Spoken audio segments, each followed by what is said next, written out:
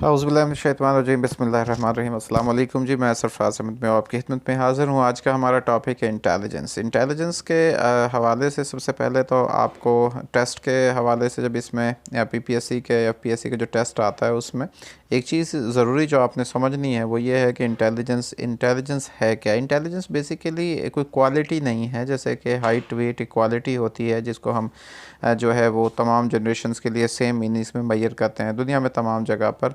तो जो अफराद होते हैं उनको असाइन की जाए जो टर्म इंटेलिजेंस है वो बेसिकली क्वालिटीज़ होती है जो इनेबल करती है उनकी सक्सेस को अपने उनके टाइम में उनके वक़्त में वो सारा। तो इंटेलिजेंस जो है एक मेंटल क्वालिटी है और जो कि एबिलिटीज़ पर कंसिस्ट होती है। Ability to learn from experiences, solve problems और use knowledge to adapt to new situations. ये बेसिक इसकी जो जर्नल है। इसके अलावा मुख्तलिफ साइकोलॉजिस्ट ने इसकी मुख्तलिफ डेफिनेशंस की हैं। अब ये भी एक पेपर में आ जाता है, डेफिनेशन लिखी होती है और कहा जाता है कि ये किसने जो है इसको डेफिनेशन को दिया। जो इसकी जर्नल डेफिनेशन है वो जो मैंने अभी आपको बताई, the capacity to understand the world, think rationally and use resources effectively when faced with challenges. ये इसकी जो मेन डेफिनेशन है, इसकी प्रिसाइज डेफिनेशन है वो आपने। और उसके बाद इसकी जो थर्स्टन ने डेफिनेशन दी वो थी ability to test the hypothesis. जो बिने साइमन की है वो है कैपेसिटी टू लर्न। ठीक है। जो डेविड वेक्सलर की है ये बहुत आती है, बहुत दफ़ा पूछी जाती है, to capacity to understand the world and resourcefulness to cope. ठीक है, विद द चैलेंजेस, के हम जो चैलेंजेस हमारे सामने पेश आते हैं हम उनसे किस तरह कोप करते हैं, बच सकते हैं। तीसरा जो विलियम स्टर्न की डेफिनेशन है वो है intelligence is the ability to adjustment, कि जो एडजस्ट करने की एबिलिटी है उसे बेसिकली जो है वो इंटेलिजेंस कहा जाता है। तो ये इसकी डेफिनेशंस हैं और ये बेसिकली जो इनकी थेरीज़ है, बीने साइमन है, थर्स्टन है, विलियम स्टर्न है, डेविड वेक्सलर है, इनकी जो थेरीज़ उन्हीं के ऊपर ये बेस करती हैं सारी जो डेफिनेशंस हैं। अब हम आ जाते हैं अगली इंटेलिजेंस टेस्ट के ऊपर। जो फर्स्ट अटैम्प्ट थी इंटेलिजेंस टेस्ट को डेवलप करने की, इंटेलेक्चुअल एबिलिटी को, वो जो है तकरीबन एक सेंचुरी पहले जो है सर फ्रांसिस गाल्टन ने थी। यानी आप ये भी कहा जा सकता है कि जो पहली दफ़ा इंटेलेक्चुअल एबिलिटी को मैयर करने के लिए जो अटैम्प्ट की गई, जो टेस्ट डेवलप, वो फ्रांसिस गाल्टन का था। एक नेचुरलिस्ट और ये मैथमेटिशियन थे बेसिकली। गाल्टन ने जो है जो इंडिविजुअल डिफरेंसेस के दरमियान जो उनका इंटरेस्ट था, उन्होंने इंटरेस्ट डेवलप किया। इसके बाद उसने इसको कहा कि एक एवोल्यूशनरी थ्योरी जो कि उनके कज़न चार्ल्स डार्विन ने पेश की थी, उसकी बेस पर गाल्टन का बिलीव था कि कुछ जो फैमिलीज़ होती हैं वो बायोलॉजिकली सुपीरियर होती हैं दूसरों से। ये बात याद रखिएगा। तो गाल्टन का क्या बिलीव था कि दूसरी कुछ जो ऐसी जो फैमिलीज़ होती हैं जो दूसरी से बायोलॉजिकली सुपीरियर होती हैं, कि कुछ जो अफराद होते हैं वो इननेटली स्ट्रॉन्गर होते हैं या स्मार्टर होते हैं दूसरों के निस्बत। ये थ्योरी थी गाल्टन ने पेश की थी। यानी गाल्टन ने ये इस हवाले से फिर वो टेस्ट डेवलप की। इंटेलिजेंस जो है इसको एक क्वेश्चन है एक्सेप्शनल जो सेंसरी और परसेप्चुअल स्किल्स होते हैं उनके हवाले से, जो कि एक जनरेशन से दूसरी जनरेशन में डेवलप पास आउट होते हैं या आगे पहुंचते हैं। तमाम इन्फॉर्मेशन जो है वो एक्वायर्ड होती हैं सेंसेस से। तो वो कहता है जो मोर सेंसिटिव और एक्यूरेट होते हैं इंडिविजुअल, जो परसेप्चुअल अपरेटस जो होते हैं, वो जितना ज़्यादा उसका होगा, जितना ज़्यादा वो सेंसिटिव होगा और एक्यूरेट होगा उसके जो इंसान के परसेप्चुअल जो अपरेटस होते हैं, तो उतना ही बंदा जो है वो इंटेलिजेंट होगा। ये गाल्टन्स का बिलीव था इन हेरिटेबिलिटी ऑफ इंटेलिजेंस। और इसको बेसिकली ये एक मेंटल कैपेसिटी की एक रेस शुरू हुई जिसने जो है वो पूरी जो एक सिलेक्टिव ब्रीडिंग्स थी उसके अंदर वो इन्हांस हुई। आगे हम बात करते हैं 1884 के अंदर गाल्टन ने जो एडमिनिस्ट्रेड किया एक बैटरी ऑफ टेस्ट जो था, जो कि मुख्तलिफ उसमें जो मैयर्स करते थे वेरिएबल्स को, जैसे कि हेड साइज़ को, रिएक्शन टाइम को, विजुअल इक्विटी को, ऑडिटरी थ्रेशहोल्ड्स को और मेमोरी फॉर विजुअल फॉर्म्स को। इनके लिए एक बैटरी ऑफ टेस्ट जो है इसको कहा जाता है, ये उन्होंने 1884 में डेवलप की थी। और इसमें पहला जो टेस्ट जिसको हम कहा जो रिजेंबल करता है मॉडर्न इंटेलिजेंस टेस्ट को, वो डिवाइस किया था फ्रेंच एक साइकोलॉजिस्ट थे अल्फ्रेड बी ने 19th सेंचुरी के अंदर। 1881 में फ्रेंच गवर्नमेंट जो एक लॉ पास किया स्कूल अटेंडेंस को कंपलसरी स्टूडेंट्स फॉर चिल्ड्रंस के लिए। और प्रीवियसली जो स्लो लर्नर्स थे उनको usually been kept at home, घर पे रखा जाता था। लेकिन अब जो था टीचर जो है उन्होंने इनके जो है wide range of individual differences को कोप किया। किस तरह जो गवर्नमेंट थे उन्होंने कहा बीने से कि वो एक टेस्ट जो है वो क्रिएट करे जो कि डिटेक्ट करे चिल्ड्रंस को जो कि बहुत ज़्यादा स्लो होते हैं इंटेलेक्चुअली, और ताकि वो उनको फ़ायदा दे सकें रेगुलर स्कूल करिकुलम्स के अंदर।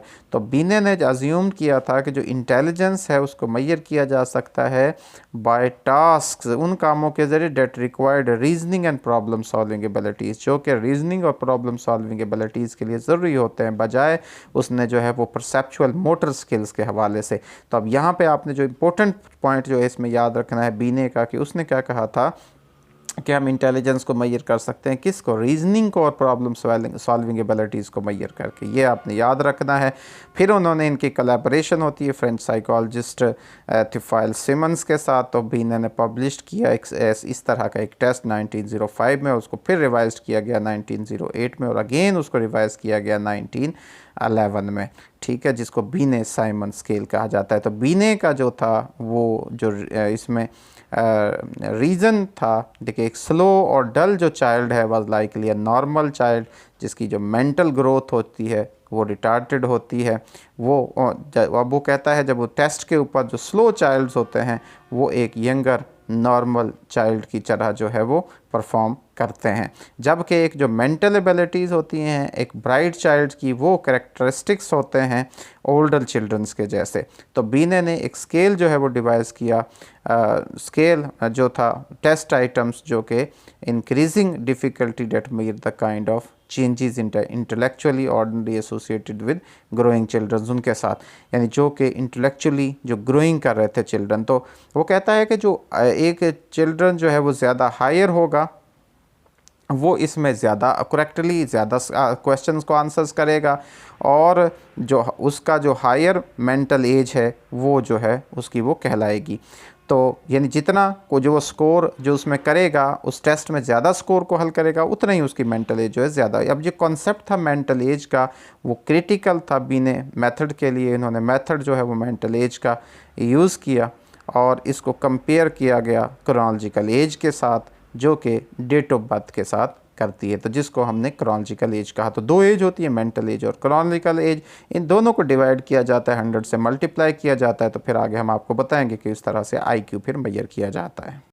इसके बाद हमारा स्टैनफोर्ड बीन इंटेलिजेंस स्केल आता है, और ये स्केल जो है प्रेडिक्ट करता है स्कूल अचीवमेंट्स को, और ये जो लिव स्टरमन और स्टैनफोर्ड यूनिवर्सिटी की जो कोलैबोरेशन के साथ इनको डेवलप किया गया, ये स्कूल चिल्ड्रंस को जो अमेरिकन जो स्कूल चिल्ड्रंस थे उनके ऊपर किया गया था। टर्मन ने जो स्टैंडर्डाइज किया एडमिनिस्ट्रेशन को इस टेस्ट की और डेवलप किया, एज लेवल नॉर्म्स उसकी डेवलप की, उसको टेस्ट को जो थाउजेंड्स ऑफ चिल्ड्रन जो है वेरियस एजेस के उनके ऊपर इसको एडमिनिस्टर किया गया और फिर इसका नॉर्म्स डेवलप किए गए। 1916 में उसने एक stand for revision of the बीने टेस्ट, ये डेट आपने याद रखनी है, कब किया इसका रिवीजन, कब आया इसका बीने टेस्ट का, जिसको आप स्टैंड फॉर बीने इंटेलिजेंस स्केल कहा जाता है, वो 1916 में आया। इसके बाद इसको फिर दूसरी दफ़ा रिवाइज़ किया गया 1937 में, फिर इसको रिवाइज़ किया गया 1960 में, फिर रिवाइज़ किया गया 1972 में, फिर 1986 में, और मोस्ट रिसेंटली जो है अब जो हम यूज़ कर रहे हैं वो 2003 का है। तो ये आपने याद रखने हैं, इसके अंदर जो रिवीजन्स हुए, जो 6 इसके अंदर जो रिवीजन्स हुए मुख्तलिफ ईयर्स आपने याद रखनी है।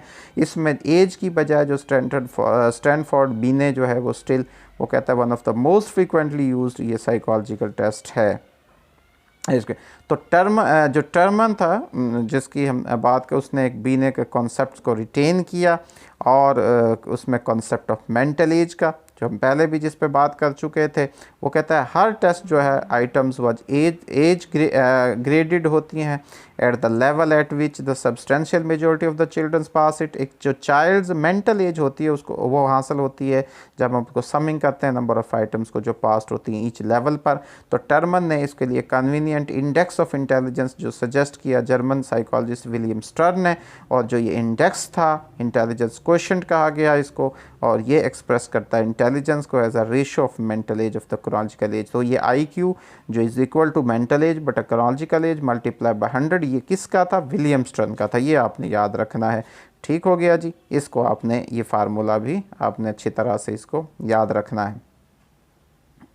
जो 1986 का रिवीजन था स्टैनफोर्ड बी ने जो वो ग्रुप्स का उसने जो टेस्ट था उसको 4 ब्रॉड एरियाज़ में किया गया था। Verbal reasoning, abstract visual reasoning, quantitative reasoning और शॉर्ट टर्म मेमोरी का। ठीक है, और इसमें एक जो सेपरेट स्कोर जो है वो ऑब्टेंड किया जाता था हर एरिया के लिए। वैक्सलर इंटेलिजेंस स्केल आता है 1939 में। डेविड वैक्सलर जो था उसने डेवलप किया था एक न्यू टेस्ट, बिकॉज वो सोचता था, उसका सोच थे कि जो स्टैनफोर्ड बी ने जो टेस्ट है वो डिपेंड करता है लैंग्वेज एबिलिटी के ऊपर, जो कि किसी भी अडल्ट के लिए अप्रोप्रिएट नहीं है। तो वैक्सलर अडल्ट इंटेलिजेंस स्केल या जिसको वीज़ कहा जाता है, पहला डे 1939, फिर 1955, फिर 1981, इसको डिवाइड किया जाता है 2 पार्ट्स में। और उसके बाद एक वर्बल स्केल होता है, एक परफॉर्मेंस स्केल होता है, और ये सेपरेट स्केल जो होते हैं उन सबको फुल स्केल आईक्यू कहा जाता है। वैक्सलर ने लेटर इसको डेवलप किया एक सिमिलर टेस्ट चिल्ड्रंस के, जिसको वैक्सलर इंटेलिजेंस स्केल फॉर चिल्ड्रंस कहा जाता है। विस्क का 1958, फिर 1974, उसके बाद 1991। और जो ओरिजिनेटर थे फैक्टर्स एनालिसिस के, जो ये बेसिकली फैक्टर एनालिसिस के ऊपर, चार्ल्स स्पेयरमैन। कौन था जी फैक्टर एनालिसिस का ओरिजिनेटर कौन था, ये आपने याद रखना है। चार्ल्स स्पेयरमैन था। 1904 में इसने पहली दफ़ा प्रपोज किया था कि तमाम इंडिविजुअल जो हैं वो पोजेस करते हैं जनरल इंटेलिजेंस फैक्टर, जिसको जी फैक्टर कहा जाता है, और इसमें जो इसकी अमाउंट्स वेरी करती हैं।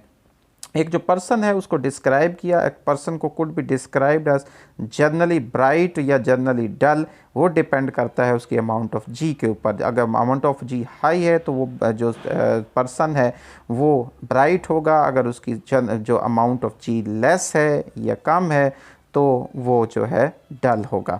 अकॉर्डिंग टू स्पेयरमैन, जो जी फैक्टर है मेजर डिटरमिनेंट है परफॉर्मेंस का on intelligence test. Special factors जो होते हैं उनको कहा जाता है एस फैक्टर्स, और ये स्पेसिफिक होते हैं टू द पर्टिकुलर एबिलिटीज़ के अंदर ये टेस्ट के लिए। फॉर एग्जांपल जो टेस्ट होते हैं अरिथमेटिक्स या स्पेशल रिलेशनशिप के, वो उनके अंदर एक सेपरेट एस होता है, और एक इंडिविजुअल जो एक इंडिविजुअल जो एस है वो टेस्टेड किया जाता है जो इंटेलिजेंस के हवाले से, वो रिफ्लेक्ट करता है अमाउंट ऑफ जी को plus the magnitude of the various of the factor जो वो पोजेस करता है उसको, उसकी जो इंडिविजुअल्स के ज़रिए से। तो परफॉर्मेंस होती है मैथमेटिक्स के अंदर, फॉर एग्जांपल उसको कहा जाता है कि ये फंक्शन है एक पर्सनस की जो जनरल इंटेलिजेंस और मैथमेटिकल एप्टीट्यूड्स का। उसके बाद लेटर जो इन्वेस्टिगेटर्स थे, लुइस थर्स्टन थे 1938 में, उन्होंने ऑब्जेक्टेड किया था स्पेयरमैन को, एम्फेसिस किया जनरल इंटेलिजेंस के ऊपर। उन्होंने सजेस्ट किया था उसके बदले में कि जो इंटेलिजेंस है उसको डिवाइड किया जाता है into number of primary abilities by using factor analysis. ये थर्स्टन ने क्या था, थर्स्टन ने पहली दफ़ा किसके हवाले से बात की थी, प्राइमरी एबिलिटीज़ के हवाले से बात की थी। ये आपने याद रखना है। बहुत सारे राउंड्स ऑफ इस टेस्ट को एडमिनिस्ट्रेट करने के बहुत सारे राउंड्स के बाद जो फैक्टर एनालिसिस फैक्टर जो एनालाइजिंग करता है जो रिजल्ट्स को, प्योरीफाइंग द स्केल्स और रीटेस्टिंग, तो थर्स्टन ने आइडेंटिफाइड किया था 7 फैक्टर्स को। कितने 7 फैक्टर्स आपने याद रखने हैं जो थर्स्टन ने किया था, जिनके ऊपर और जिनको वो यूज़ किया जाता था, और वो कहता था कि ये बेसिकली कॉन्स्ट्रक्ट है जो टेस्ट को, जो प्राइमरी मेंटल एबिलिटीज़ को जो मैयर करते हैं उनको। जी, थेरीज ऑफ इंटेलिजेंस में चार्ल्स स्पेयरमैन की थेरी है सबसे पहले, और इनका जो बिलीव था जिसमें आपने याद रखनी है कि उन्होंने एक जनरल इंटेलिजेंस की बात की। उन्होंने बजाय मल्टीपल फैक्टर्स के, वो कहता है कि एक ही फैक्टर होता है इंटेलिजेंस को जो डिटरमिन करता है, और उसे उसने जनरल फैक्टर कहा, जिसको फैक्टर जी भी कहा जाता है। और ये बेसिकली जो इंसान की स्मार्टनेस होती है, या जिसको एक और वहाँ पर टर्म यूज़ की जाती है आउटस्टैंडिंग एबिलिटीज़ के हवाले से उसने नोट किया था, वो सारी चीज़ें उन्होंने बयान की थी। तो इसमें जो आपने याद रखनी है चार्ल्स स्पेयरमैन की, उसने कहा था कि एक सिंगल जी फैक्टर होती है जो रिप्रेजेंट करती है कि इंडिविजुअल्स की जनरल इंटेलिजेंस को, बजाय जो है मल्टीपल एबिलिटीज़ के। और एक सेकंड फैक्टर जो उसने एस की बात की थी, वो कहता है कि वो रेफ़र करता है इंडिविजुअल जो स्पेसिफिक एबिलिटीज़ होती हैं एक पर्टिकुलर एरिया के अंदर। जैसे कुछ के अंदर मैथमेटिकल एबिलिटीज़ ज़्यादा होती हैं, किसी के अंदर जो आर्टिस्टिक एबिलिटीज़ ज़्यादा होती हैं, किसी के अंदर जो है वो एनालिटिकल एबिलिटीज़ ज़्यादा होती हैं। इनको ये मैयर करने के लिए इस तरह से वो उन चीज़ों को बयान करता है। इसके अलावा स्पेयरमैन कहता था कि जो मेंटल एबिलिटीज़ होती हैं बेसिकली वो ऐसे ही होती हैं जैसी कि हमारी फ़िज़िकल एबिलिटीज़ होती हैं उनके और ये आपस में एक दूसरे के साथ कोरिलेट कर रही होती हैं। इसी तरह वो कहता था कि जो इंटेलिजेंस होती है बेसिकली इसके अंदर जो डिस्टिंक्ट एबिलिटीज़ होती हैं और कोरिलेट करती हैं, और इसके ज़रिए से हम डिफ़ाइन करते हैं एक स्मॉल जनरल इंटेलिजेंस फैक्टर्स को, जिसकी हमने अभी पहले आपसे बात की है। इसके अलावा गार्डनर्स को जो 8 इंटेलिजेंस की जो थेरी है इन्होंने 8 इंटेलिजेंस की थेरी बयान की थी, ये आपने याद रखना है। और इनका जो व्यू था वो था कि इंटेलिजेंस जो एक मल्टीपल एबिलिटीज़ होती हैं और एक डिफरेंट पैकेजेस में आती हैं। इसने कहा था कि जो आइलैंड ऑफ ब्रिलियंस का एक टर्म यूज़ की थी, आइलैंड ऑफ ब्रिलियंस, ये भी आपने याद रखनी है। आइलैंड ऑफ ब्रिलियंस का मतलब होता है जो स्पेशल टैलेंट होता है उसको कहा जाता है आइलैंड ऑफ ब्रिलियंस। कि वो कहता है कि जो अफराद जो लो स्कोर करते हैं इंटेलिजेंस टेस्ट के अंदर, उनके अंदर एक लिमिटेड या नो लैंग्वेज एबिलिटी होती है। तो हर एक के अंदर, जैसे कि हमने पहले भी बात की कि मुख्तलिफ एबिलिटीज़, किसी के अंदर लैंग्वेज एबिलिटी नहीं है तो दूसरी एबिलिटीज़ हो सकती हैं। तो गार्डनर ने जो थ्योराइज़ किया था कि अफराद जो उनके अंदर इंटेलेक्चुअल कैपेसिटी नहीं होती, वो इसके अलावा वो बहुत सारी जो दूसरी अदर इंटेलिजेंस काइंड्स होती हैं उनको, जिनके अंदर म्यूज़िकल, इंटरपर्सनल है, स्पेशल विजुअल और लिंग्विस्टिक इंटेलिजेंस जो होती है उनको वो कर रहे होते हैं। इसके अलावा स्टर्नबर्ग की जो थेरी आती है, स्टर्नबर्ग की 3 इंटेलिजेंस की थेरी है, आपने याद रखना है। इसमें आपको मैं दोबारा से रिवाइज कर बता देता हूँ चीज़ों की। जो चार्ल्स स्पेयरमैन की है 1 फैक्टर है, जो गार्डनर की है वो 8 इंटेलिजेंस फैक्टर्स या 8 इंटेलिजेंस कहलाती है। जो स्टर्नबर्ग की है वो उसको ट्राई-आर्किक थेरी भी। उसके बाद एंडरसन्स की थ्योरी ऑफ इंटेलिजेंस आती है और ये सजेस्ट करती है कि जो परफॉर्मेंस होती है ट्रेडिशनल आईक्यू के ऊपर, ट्रेडिशनल आईक्यू मेयर्स की, वो दो जो है उसके रूट्स होते हैं, दो मेन रूट्स के होते हैं जिस पर एक इंसान की परफॉर्मेंस होती है आईक्यू में, जो हम आईक्यू मेयर करते हैं उसके ऊपर। एक तो होती है थिंकिंग और दूसरी होती है जो डेडिकेटेड प्रोसेसिंग सिस्टम होता है, और उसने मॉड्यूल्स का नाम दिया। तो आपने यही याद रखना है कि इनके according to Anderson theory of intelligence जो हमारी बेसिकली जो परफॉर्मेंस होती है आईक्यू की, वो उसके दो रूट्स होते हैं, एक थिंकिंग होता है, दूसरा जो हमारा डेडिकेटेड प्रोसेसिंग सिस्टम होता है, जिसको मॉड्यूल्स का उसने नाम दिया था। इसके बाद सिसाइस बायोलॉजिकल थ्योरी है। सिसाइस बायोलॉजिकल थ्योरी ऑफ इंटेलिजेंस कहती है कि हर रोज़ रियल वर्ल्ड जो हमारी इंटेलेक्चुअल परफॉर्मेंस होती है उसको हम आईक्यू के ज़रिए एक्सप्लेन नहीं कर सकते, और ये कुछ बायोलॉजिकल नोशन जो जनरल इंटेलिजेंस होते हैं उनके ज़रिए से नहीं कर सकते। बाकी इसने कहा था कि ये जो हमारी एवरीडे और रियल वर्ल्ड इंटेलेक्चुअल जो परफॉर्मेंस होती है बेसिकली ये डिपेंड करती है जो हमारा इंटरेक्शन होता है बिटवीन मल्टीपल कॉग्निटिव पोटेंशियल्स। आपने इसमें जो याद रखनी है वो क्या रखनी है जी, मल्टीपल कॉग्निटिव पोटेंशियल्स जो है उसका जो आपसी इंटरेक्शंस होता है, और ये किसके साथ होता है, with a rich well organised knowledge base के साथ। यानी जो हमारी नॉलेज बेस होती है जब वो इंटरेक्शन उसका होता है मल्टीपल कॉग्निटिव पोटेंशियल्स के साथ, तो उसकी वजह से जो हमारी इंटेलेक्चुअल परफॉर्मेंस जो है होती है। एक्सरसाइज का जो पोटेंशियल्स था वो तो एक rather than a single underlying general intelligence की बजाय वो कहता है जो मल्टीपल एबिलिटीज़ और इंटेलिजेंस होती हैं वो बायोलॉजिकल बेस्ड होती हैं, और इनको इसने जो है वो मेंटल प्रोसेसेस के ऊपर जो है वो प्लेस किया था। तो ये है जी सिसाइस बायोलॉजिकल थ्योरी। तो याद आपने रखना है बायोलॉजिकल थ्योरी किसने पेश की थी, सिसाइस ने पेश की थी। और उसने किसके दरमियान बात की थी, उसने इंटरेक्शंस बयान किया था कि जो हमारी बेसिकली रियल वर्ल्ड जो हमारी इंटेलेक्चुअल परफॉर्मेंस होती है उसको हम एक्सप्लेन कर सकते हैं जो बेसिकली इंटरेक्शन होता है मल्टीपल कॉग्निटिव पोटेंशियल्स का कि वेल ऑर्गेनाइज्ड नॉलेज बेस के साथ। इसके बाद मैं थोड़ा सा टच आपको इमोशनल इंटेलिजेंस के हवाले से देता चलूँ। इमोशनल इंटेलिजेंस पे मैंने अलहदा से एक लेक्चर प्रिपेयर करना है इंशाल्लाह से, क्योंकि बहुत इंपॉर्टेंट जैसे कि इंटेलिजेंस है इसी तरह से हमारी इमोशनल इंटेलिजेंस है। लेकिन यहाँ से मैं थोड़ा सा आपको टच दे दूँ। इमोशनल इंटेलिजेंस बेसिकली है जिसको इमोशनल क्वोशंट भी कहा जाता है, EQ भी कहा जाता है। ये एक एबिलिटी है to understand, use and manage your own emotions in positive way to relieve stress, communicate effectively, emphasise with others, overcome challenges and defuse conflict. इनके लिए जब हम अपने इमोशंस को इस्तेमाल करते हैं इन तमाम चीज़ों के लिए तो उसको हम इमोशनल इंटेलिजेंस कहते हैं, जहाँ पे हम अपने इमोशंस को इस्तेमाल किस तरह से कर रहे होते हैं।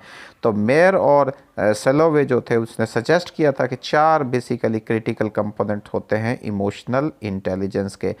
फर्स्ट जो होता है वो है एक्यूरेट परसेप्शन और एक्सप्रेशन ऑफ इमोशंस। पहला क्या है कि किस तरह से हम परसेप्शन करते हैं और एक्सप्रेशन करते हैं अपने इमोशंस का। दूसरा जो कंपोनेंट है वो है कि इमोशनल इंटेलिजेंस जो है बेसिकली वो एबिलिटी है to access and generate emotions in the service of thinking and problem solving. कि किस तरह से जो हम एक्सेस करते हैं और जनरेट करते हैं अपने इमोशंस को इन द सर्विस ऑफ थिंकिंग के हवाले से और प्रॉब्लम सॉल्विंग के हवाले से।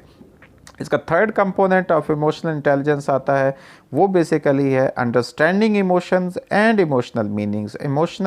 इमोशंस को अंडरस्टैंड करना और इमोशनल मीनिंग्स को अंडरस्टैंड करना। और फाइनल कंपोनेंट जो आता है इमोशनल इंटेलिजेंस का वो है इमोशनल रेगुलेशन, कि being able of manage and regulate your emotions appropriately, कि किस तरह से हम अपने इमोशंस को रेगुलेशन करते हैं और कब हम काबिल होते हैं। ये सारा जब ये चारों कंपोनेंट्स मिलकर हमारी किस को बनाते हैं, इमोशनल इंटेलिजेंस को बनाते हैं।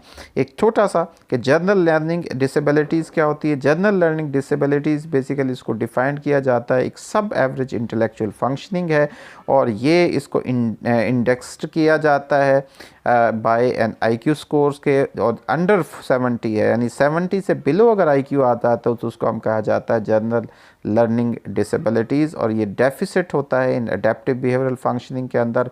और इसके 4 लेवल्स होते हैं जनरल लर्निंग डिसेबिलिटी के, जो कि माइल्ड से प्रोफाउंड है, माइल्ड, मॉडरेट, सीवियर और प्रोफाउंड, ये 4 लेवल्स होते हैं।